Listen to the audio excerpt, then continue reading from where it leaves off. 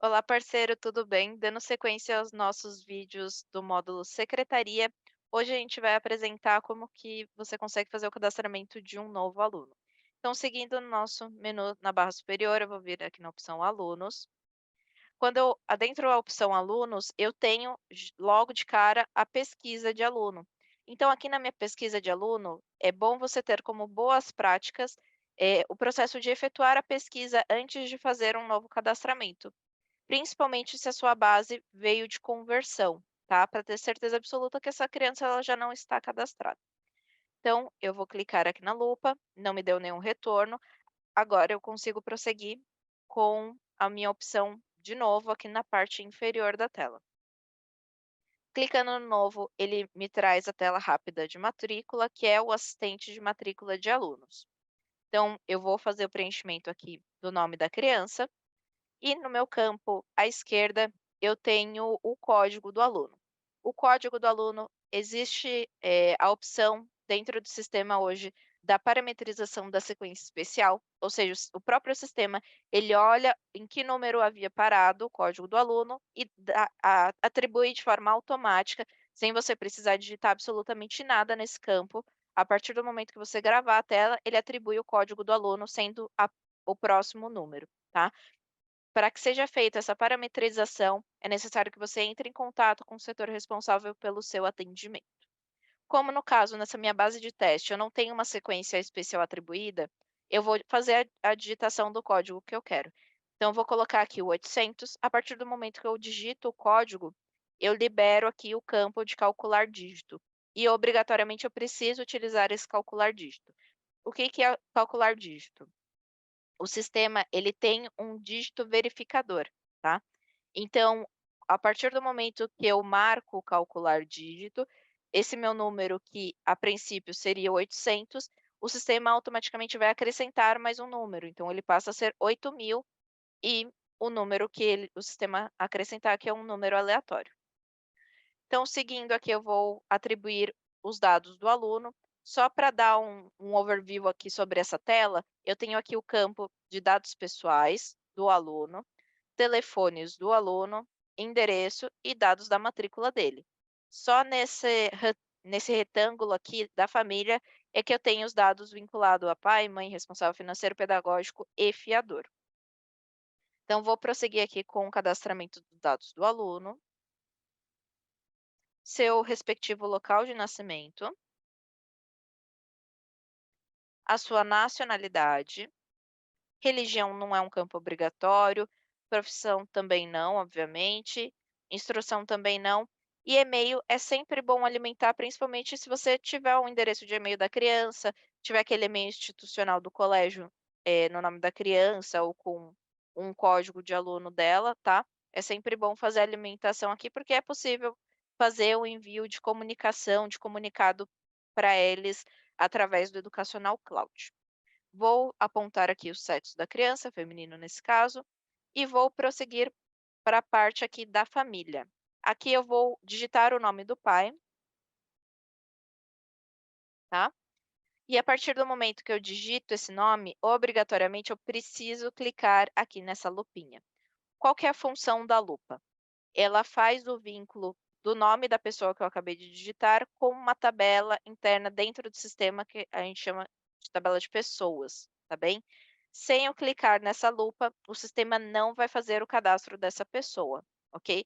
Então, se eu simplesmente vir aqui e digitar o nome da pessoa, clicar na reticências para atribuir os dados dessa pessoa, confirmar, prosseguir com todo o cadastramento da criança e gravar, essa pessoa, a Márcia, no caso, ela não vai estar cadastrada, ok? Então, eu preciso obrigatoriamente clicar aqui na lupa para vincular essa tabela interna. Prosseguindo aqui, eu poderia já clicar aqui na reticências para atribuir os dados, de endereço, documentos do Pedro, certo? Só que o que que eu vou fazer? Antes de eu atribuir esses dados, eu vou vir aqui embaixo no endereço residencial da criança, pois o endereço residencial da Patrícia é o mesmo do Pedro e da Márcia, ok? Então, aqui no campo CEP, eu vou atribuir o CEP da residência. Clicando no tab no seu teclado ou clicando no próximo campo de endereço, o sistema automaticamente vai percorrer a sua tabela dentro do banco de dados, a tabela dos correios dentro do banco de dados, e ele vai me trazer o endereço conforme está dentro dos correios, tá bem? Então, cabe a mim vir aqui e apagar essa informação de complemento, que não é cabível, e fazer o processo de acrescentar o número da residência. Então, vírgula, espaço, para ficar de fácil visualização, o número que eu quero, ok? E a parte de bairro, cidade, enfim, ele já traz preenchido, eu não tenho a necessidade de editar nada, a menos que eu quisesse realmente alterar alguma informação, tá bem? Então, fiz aqui o registro do endereço da criança, agora eu vou prosseguir com a alimentação dos dados dos pais.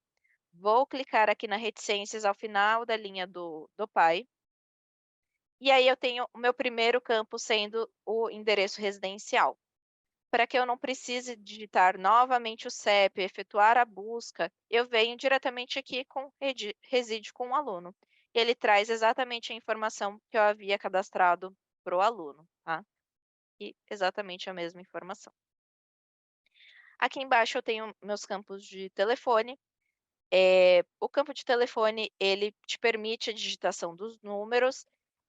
Um ponto que a gente sempre aconselha é manter sempre o mesmo padrão de cadastro, para que no momento que você for fazer a geração de um relatório, fique de fácil visualização, tá? Fique harmônico a informação. Então, eu vou colocar aqui o exemplo que a gente sempre dá, que é colocar o DDD, fazer, a alimentação do telefone, geralmente ou colocar um número corrido ou colocar um hífen aqui para separar, e a mesma coisa aqui com o celular, tá, só vou acrescentar aqui o 9, ok? Aqui na sequência eu tenho o meu campo de documento, sendo ele o CPF e o RG, posteriormente eu consigo alimentar mais dados dessas pessoas, tá? Aqui no campo do CPF é a mesma coisa, sempre de bom tom, ter como boas práticas eu manter o mesmo padrão de cadastro que eu fizer, então vou colocar aqui geralmente como é feito, ok? E o RG a mesma coisa. Nesse caso, eu não vou deixar atribuído o CPF, porque o sistema ele tem um validador de CPF, se eu deixar tudo zerado, ele vai bater a informação quando eu clicar no gravar, de que não existe, né, dentro da base de dados de CPF, base de dados nacional de CPF, não existe um CPF na sequência que eu coloquei, então por isso que eu vou omitir essa informação aqui, mas no caso de vocês, é extremamente necessário fazer o cadastro CPF, endereço de e-mail, é sempre bom ter um telefone para contato, tá bem? Mas não é obrigatório. E-mail, assim como o do aluno, é importante ter, principalmente para o recebimento de comunicação, vinda do Educacional Cloud.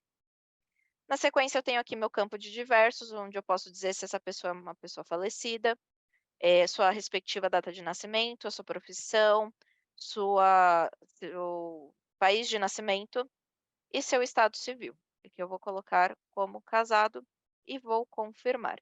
Então, Pedro José já tem aqui todas as suas informações alimentadas.